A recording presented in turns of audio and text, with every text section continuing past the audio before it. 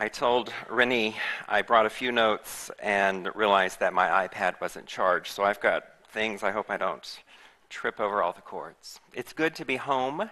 For those of you who don't know me, my name is Reverend Chaz Wesley. This used to be my home, and it is what I consider to still be my spiritual home.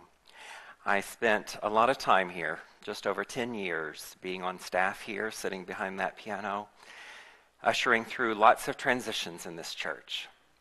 And since that time, I have been going to other spiritual homes in the Unity and New Thought communities all across the nation. And it's always good to come home, isn't it? To that understanding, to that knowing of who and what we are, or at least who and what we were.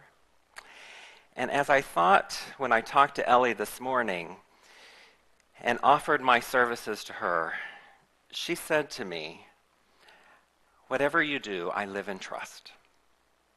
And I said, okay, well, I've got a sermon title. I live in trust. And so I want to talk to you for just a few minutes this morning about what it is to live in trust, to come home.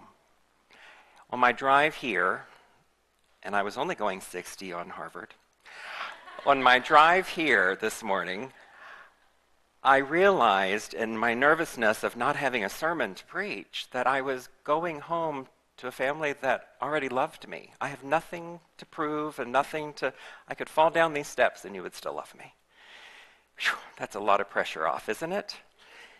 You know, one of the things that I remember the first time I walked into this home, into this church community, was the welcome that I received. And many of you know, if you came to Unity after any other circumstance or uncomfortableness in your life experience, as I did, that welcome is everything.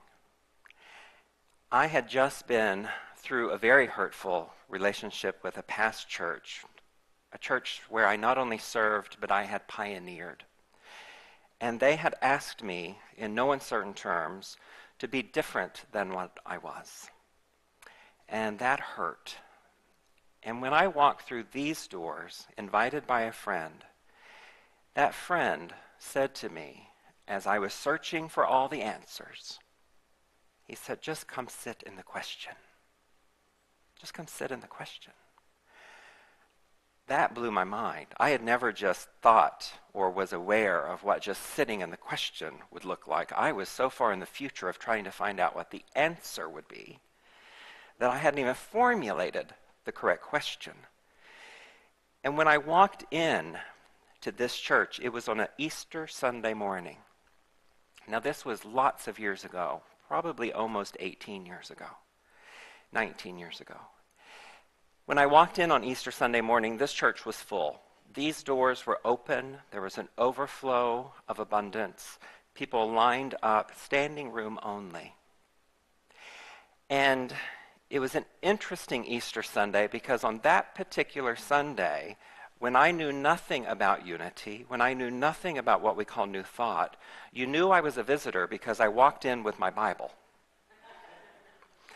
And I walked in and I sat back near where Joan is sitting on the very back pew, because as good, wholesome Baptist boy I was, that's where you sit. And I sat in the very back and I began to kind of scour and look around, and wow, there was my therapist sitting over there. And there was my other therapist sitting over there. And there was my last two therapists sitting over there.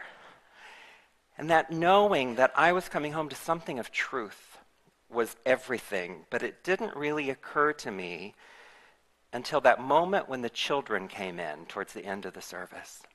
And as they lined up on this stage, and everyone stood up, and they rubbed their hands together, they put their hands out, and they said that children's blessing. We love you, we appreciate you, we behold the Christ in you. And then when they got to that part where they say, we love you just the way you are. Wow, that's when I knew I was home. Anyone here had that experience? Yeah, a few of you. Well, interestingly enough, the last time a major transition in my life happened, I was sitting right behind that piano, and I moved to this very spot, and I told this church that I was getting ready to retire from Unity. Some of you remember that. I see you shaking your heads. I was going on to do something new, and I still didn't know what that newness was. I just knew it was time to go do that. And so it's interesting, as I looked and spoke with Ellie this morning, and she could not be here at the very 11th hour, I realized that this particular week in my life is all about newness again. Most of you who know me have known that I have been doing end-of-life and hospice work for about 20 years. It's been a passion, a calling of mine, and I love it. And on Friday of this week, I retire from that. After 19 years of doing hospice work, I've given my resignation to my hospice, and I don't have a new job yet. I don't exactly know what I'm about to do. I have some feelers out there, but as Sister Ellie said, I live in trust. And that's a scary place to live. Can we just be real about that for a moment? It's a scary place to live. I noticed just months ago, after a lot of transition in my understanding of what hospice and end-of-life work was doing to my physical being, that it was time to make this change. And 19 years of doing anything is long enough to do everything, right? And so as I thought about what I would talk to you on my drive here this morning, I want to talk to you a little bit about what you're trusting, what transitions are going on in your life that you're either trusting or not trusting. It might be a relationship. It might have something to do with your finances. It might have something to do with a career move. What is it that is heavy on your heart that maybe you're trying so desperately to find the answer about, but you haven't given yourself permission to simply sit in the question of? Have you formulated the question? Do you know what the question is? It's interesting because whatever change happens to us, we sometimes get into the solution of that before we ever give voice to what it is that's happening in the midst of it. And that word change, we've all heard the joke, it's the only constant in life. But we aren't real good with it still, even though it seems we practice it every hour of our life experience. But we resist it, we fear it. We're not very good with it. So how do we begin these changes in our life? How do we begin any change? I think first and foremost, in our humanness, what we do is we notice what we don't want, rather than giving voice to what we do want. Have you ever noticed, every time you go and sit down at a restaurant and you open up the menu, first of all, it's 19 pages long anymore. Have you noticed that? And you begin to scour that menu, and you notice first what you don't want. You begin to cross out and delete things. I don't want red meat tonight. I don't want to spend that much money. I don't want that many carbs. I don't want. And what happens is, invariably in my life anyway, the waiter comes to the table and says, "Are you ready to place your order?" And I say, "Give me 5 more minutes." And I send him away. And I still get clear on what I don't want. The waiter comes back in 5 more minutes. "Are you ready to place your order?" "Just 1 more minute." Because I'm getting clear on what I don't want in order to tell you what I do want. Have you noticed that is what we do? There's nothing wrong with that. It's who and what we are. It is our humanness. Until we give voice to that divineness within us that says, here's what I want. This is the desire of my heart. And what Scripture says, whenever you are clear about your desires of your heart, God wants to give them to you. That divine presence, that omnipotent power is ready. It's as if this waiter represents spirit just coming back and saying, "Are you ready? Are you ready? Are you ready to place your order?" Because all I have to do is go to the kitchen and tell him. All I have to do is go to God. All I have to do is go to love and then bring it to you. But not until we get clear on what it is that we want. And so sometimes we live in that state of confusion about what is the next season or the next year of my life going to look like? What is that next relationship or opportunity? And we're getting clear on what we don't want it to be rather than getting clear on what we do want it to be. So what's the cause of that difference? I think if I could boil it down to one word, it is what Sister Ellie was going to speak about today, and that's mindfulness, that understanding of consciousness. Our mind is full of all of the stuff we don't want to experience, we don't want to feel, that we don't want and don't want and don't want, when the opportunity is always apparent and available to us to fill our minds or have mindfulness of what we do want, of what is available, of what the possibility is all about. And so it's interesting that in that place, we come to the understanding that the question becomes, would you like more of what you had, or would you like to be in a different, greater state of consciousness, and thereby manifest a different and greater experience of life? You know, when it comes to a new season, a new career change, a new year, we cannot expect it to hold any new hope for us simply because it's new. Our great and only hope lies in the change of consciousness which takes place within us.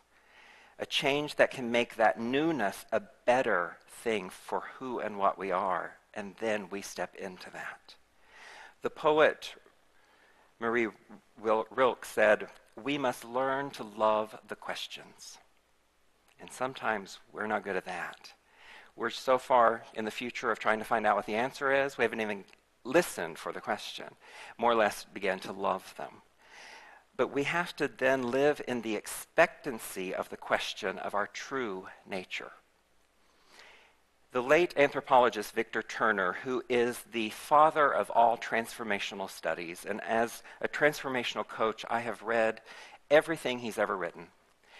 And he really boils down the understanding of transition and transformation into 3 easy steps. And the first step is that we have to let go of what was.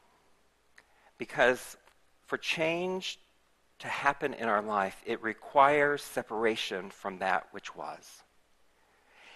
The second step is that it ushers in a threshold or a period of time and understanding of not knowing what's next. That's where the fear creeps in, that fear of the unknown. And that's where we sit in the confusion and the chaos and the wonder and the humanness. And then this third step that Victor talks about is that we then can step into that newness because it paves the way for a return to a different world, a different relationship, a different understanding, a different us. Many would call it rebirth. He termed that second stage, which is so important because we are often focused on letting go of the old and grabbing hold of the new, aren't we?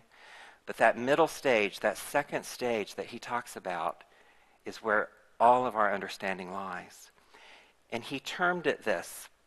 He said, it is our spiritual transformation that entails dying to the false self with all of its fears, with all of its attachments, with all of its needs to control.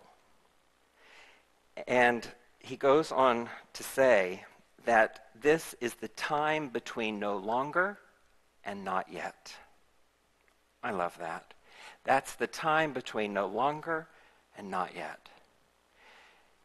It seems like a little place. He called it the threshold. And if you think about a threshold in any door, it's a very narrow space, isn't it? Interestingly enough, in the Hebrew Bible and Hebrew language, the word Egypt equates to the narrow place. And if you remember your stories from Vacation Bible School. The Israelites traveled all through Egypt for how long? 40 years. A long time in the narrow place before they got to their new home, before they got to that promised land. And so that narrow place, that threshold between what was and what is about to be, seems narrow from our limited perspective, but sometimes in our feeling perspective, it's huge, and it takes forever, and it's tiring, and it's full of fear, and because we are control freaks, we like to figure it all out and ask all the questions. They're just not always the true questions that we should be asking. And so our spiritual transformation is really our willingness to stand at that threshold of a new life, uncertain and in darkness, just like the Israelites were. That moment that we can then step through it, we begin, as Sister Ellie said to me this morning, to trust. You know, if I was walking from this room into the next, I don't have to gather up all the furniture in this room and carry it through and over that threshold to walk into the next. I just trust that that next room holds all that I need, all that is required for me to be safe and full and abundant. We do it every day with every threshold that we walk through until it becomes this mental understanding that we are fearful of. And so I want to talk to you about where you are in your life and what your threshold looks like. Are you in year 10? Are you in year 20? Are you going to last for another 40 years as the Israelites did, wandering? Or can you come back to that true nature? I'll tell you, it was not an easy decision for me to say, I'm going to not do hospice at end-of-life work. I've been doing it for so long. It's who and what I am. And it is a grief experience of my own to let that go, to stand in that threshold, to be in the void and wonder what is next. And then it's something else to trust whatever that next is. I can see some wheels turning, and you're thinking about your threshold and where you are. I encourage you today to sit in that question. Write it down. Get clear about it. Just as with the menu that you are going to open up at lunch, you've gotten really clear over a long period of time of what you don't want. So here's a really good rule of thumb. Go ahead and write down everything you don't want, and let that guide you into what you do want. It's really usually the opposite thereof. I don't want to be poor becomes, I want prosperity and abundance. I don't want to be sick becomes, I want health and well-being. I don't want becomes that which you want. Let it serve you. Let it be the answer to the question you're holding on your heart. Because to the extent that we can let go during any challenge of our life experience, be it with health or relationship, anything at all, to the same extent do we really trust the universe to care for us. To that same extent do we really trust the God of our understanding to be there with us, to walk through that threshold. Because change offers us the possibility of growing beyond our perceived limitations to the fullness of our divine potential. You know, we have to remember this. And our Unity co-founder Charles Fillmore said it best when he said, everything is created twice, first in mind and then in the realm of possibility and experience. So you've been having this thought in mind. That's where it was created, through imagination, one of our spiritual powers. And now we let it be welcome into the physical realm. But before you see the manifestation of what you're hoping for and wanting and desiring, your own intuitive relationship between what you were thinking and what the source of you already knew, that higher consciousness, that full mind of divine potential, that divine intelligence within you has known it all along. It's just waiting for you to ask. You know, there are a lot of parables in our Bible, but I'm going to quote one that you maybe have never heard, because it's not in the Bible.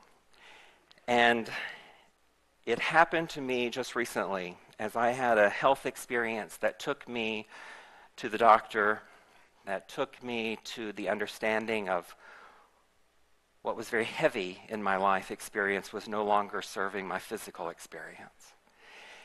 And I ended up going back to the gym, and you know, that place where all my money's been going for the last year every month, but I had to Google to figure out where it was again.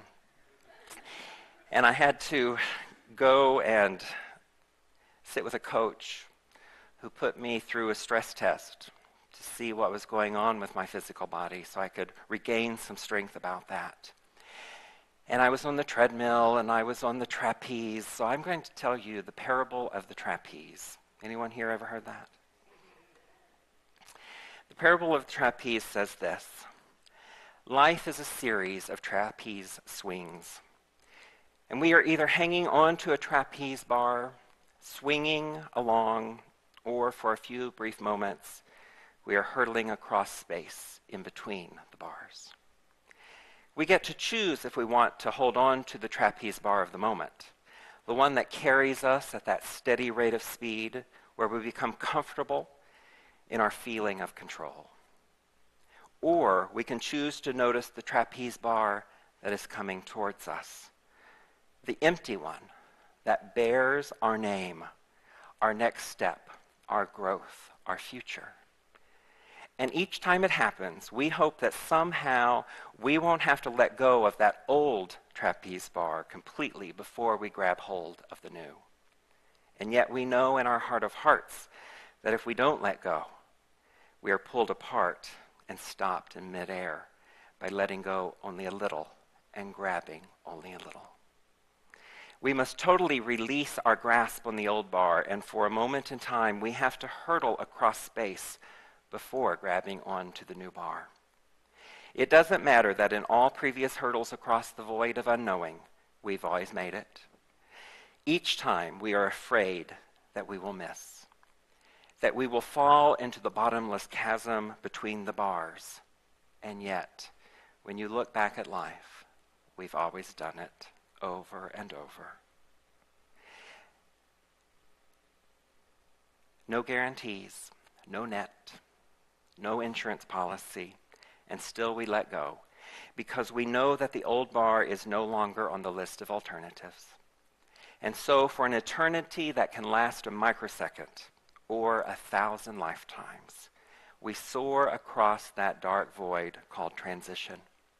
For transition is the only place where real change occurs. Transition is the zone in which we understand the realness and allness of that which is life.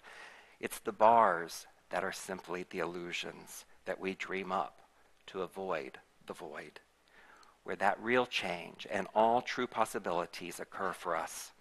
It's the transition zones of our lives that are incredibly rich, filled with passion, anticipation, and growth. Yes, it can be terrifying, but it can also be enlightening. And hurtling through the void, we may just learn how to fly. Whatever your void is in life, whatever your question is, I wish you a happy, a prosperous, and a fully questionable remainder of this life season as you become clear about what the question and the answer is for your next life season. Namaste. God bless.